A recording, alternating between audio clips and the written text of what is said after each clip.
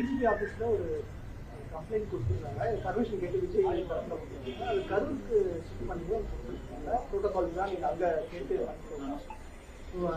இது என்னை பொறுத்தவரைங்கன்னா தமிழ்நாட்டுக்குள்ள எல்லோரும் எந்த இடத்திற்கு செல்வதற்கும் உரிமை இருக்கு. யாரு வேண்டுமானாலும் எங்க வேணாலும் போகலாம். இது ஒரு பெரிய விதமாக ரொம்ப பெருசுப்படுத்தி இதெல்லாம் பார்த்துட்டு இருக்காங்க. அனுமதி கொடுங்க, நாங்க போகணும் அப்படி. யாரு வேண்டாலும் நேரா போகலாம்.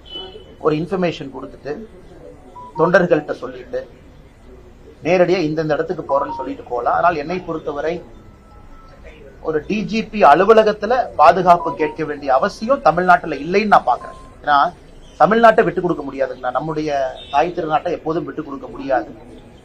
எங்கே வேண்டுமானாலும் எந்த நேரத்துல யாரு வேண்டுமானாலும் நம்முடைய தமிழ்நாட்டுல எந்த பகுதிக்கு போலாம். அப்படி ஒண்ணு இந்தியாவில் இருக்கக்கூடிய சில பகுதிகளை போல அச்சுறுத்தலோடு நான் பர்மிஷன் வாங்கிட்டு போனேன் அப்படிலாம் இல்லைங்க. அதனால இந்த விஷயத்தை பொறுத்தவரை நான் அரசியல் செய்யலீங்கன்னா தைரியமா போலாம். அரசியல் தலைவர்கள் போறதுக்கு என்ன, ஒரு நாள் முன்னாடி சொல்லிட்டு கூட போலாம். அவங்க பாதுகாப்பா அவங்க தான் பாத்துக்கணும். காவல்துறை இருக்கிறாங்க, அவங்களும் பாதுகாப்பாங்க. அதனால் திரு விஜய் அவர்கள் கரூருக்கு வரணும்னு நினைச்சா அதே கரூரை சார்ந்தவன் தான் நானு. எங்க ஊர் வர்றதுக்கு அனுமதி எதுக்குங்க? யாரு வேணாலும் வரலாமே. எல்லாரும் டெய்லி வந்துட்டு இருக்காங்களே, தலைவர்கள் வர்றாங்களே. முதலமைச்சர்ல இருந்து ஆரம்பிச்சு அண்ணன் கமலஹாசன் அவர்கள் வரை இந்த 10 நாட்களா பாத்துக்கிட்டு இருக்கோம். எல்லோரும் வர்றாங்க. என்டிஏ பார்லிமெண்ட் டெலிகேஷன் வர்றாங்க. அதனால் கரூருக்கு எல்லோரும் வரட்டும். யார் தனிப்பட்ட முறையில நான் அஞ்சலி செலுத்தினாலும் வரட்டும். ஏன்னா இந்த நேரத்தில் நான் கரூர் மக்களையும் விட்டு கொடுக்க முடியாது. ஏன்னா எங்க ஊருக்கு வர்றது ஏதோ ரொம்ப கஷ்டம்னா அப்ப எங்க ஊர்ல என்ன பூதகரமான மக்கள் இருக்கிறாங்களா? நீங்க வந்தாவே நாங்க புடிச்சு பார்டர்ல சாப்பிடுற மாதிரி.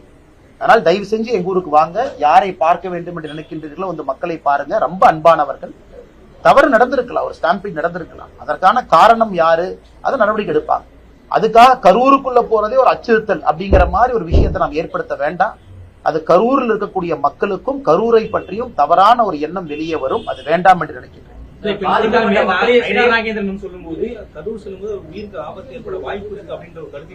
நான் மாநில தலைவர் நயினார் நாகேந்திரன் பேசினது நான் கவனிக்கலீங்கன்னா ஐம் சாரி. நான் கவனிக்கல என்ன பத்திரிகை நண்பர்கள்ட்ட பேசினாங்க. நான் கோயம்புத்தூர்ல இப்பதான் நேரடியாக அங்க வர்றேங்கன்னா. அதனால ஒரு கரூர்காரனாக தமிழ்நாட்டினுடைய இந்த மண்ணினுடைய மைந்தனாக நான் சொல்வது, நம்ம ஊருக்குள்ள யாரு வேண்டுமானாலும் எங்க வேணாலும் போலாம்.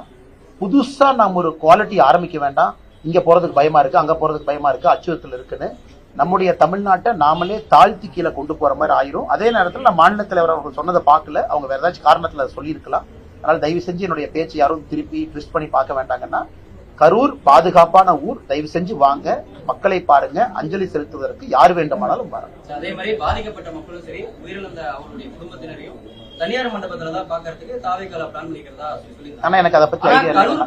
கரூர் மாவட்ட காவல்துறை சார்பில் என்ன சொல்லியிருக்காங்க அப்படின்னா, கட்சியினுடைய தலைவர் விஜய் வந்து செல்லக்கூடிய பாதை, கரூர் எங்க வந்து இறங்குறாரு, எந்த வழியா கரூருக்கு வராரு, எத்தனை பேர் உங்க கூட வர போறாங்க, எத்தனை கார்ல வர போறீங்க, பாதிக்கப்பட்ட குடும்பத்தினர்ல இருந்து எத்தனை மக்கள் பங்கேற்க போறாங்க, எந்த இடம் அப்படின்றது குறிப்பா ஒரு வாரத்துக்கு முன்னாடியே நீங்க கொடுத்துதான் அனுமதி கேட்கணும் அப்படின்ற மாதிரியான நிறைய நிபந்தனைகள் வச்சிருக்காங்கன்னு சொல்லியிருக்காங்க.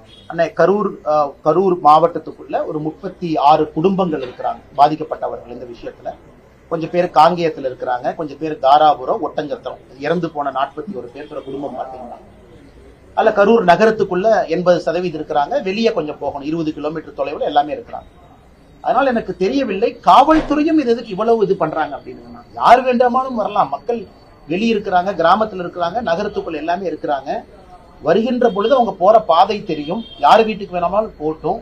கூட்டம் கூடுனாலும் கூட எல்லாம் அமைதியா தான் இருப்பாங்க. ஏன்னா நம்ம என்ன சாவு வீட்டுக்கு போறோம், இறந்து போன வீட்டுக்கு போறோம். யாரோ ஒரு மனிதர் இறந்திருக்கின்றார்கள், அஞ்சலி செலுத்துவதற்கு போறாங்க. மக்களுக்கு தெரியும், மக்கள் எல்லோருக்கும் தரம் தெரியும். அந்த இடத்துல எப்படி நடந்துக்கணும், யாரை பார்க்கணும். அதனால இதை காவல்துறையும் ஏன் பெரிதுபடுத்துறாங்கன்னு தெரியல. இங்க பாருங்க, அங்க பாருங்க, எத்தனை பேர் வர்றாங்க, எத்தனை கார் வரும். ஆனா தமிழகத்துக்கு ஒரு கலாச்சாரம் இருக்குன்னு, அரசியல விட்டுறலாங்க. ஒரு கலாச்சாரம் இருக்கு. நம்ம ஊருடைய கலாச்சாரம் என்ன, அரசியல் கட்சிகள் எதிர்கட்சிகள் ஆளும் கட்சியை தாண்டி நட்பாக இருப்போம். அதெல்லாம் தாண்டி எந்த ஊரை யாரும் விட்டு கொடுக்க மாட்டோம். ராமநாதபுரத்தையும் விட்டு கொடுக்க மாட்டோம், கரூரை விட்டு கொடுக்க மாட்டோம், கோயம்புத்தூரை விட்டு கொடுக்க மாட்டோம். இப்ப நடக்கக்கூடிய செய்தி எல்லாம் பார்த்தா கரூர்ல ஏதோ 2 பூதம் இருக்கு, உள்ள வந்து அந்த பூதம் கடிச்சு சாப்பிட்டுங்கிற மாதிரி தான் நான் செய்தியை பார்க்கறேன். அதனால தயவு செஞ்சு எங்க ஊருக்கு வாங்க, யாரை வேண்டுமானாலும் சந்தியுங்க. காவல்துறையும் எதற்காக இதை பெரிதுபடுத்தி பேசுறாங்க எனக்கு தெரியல.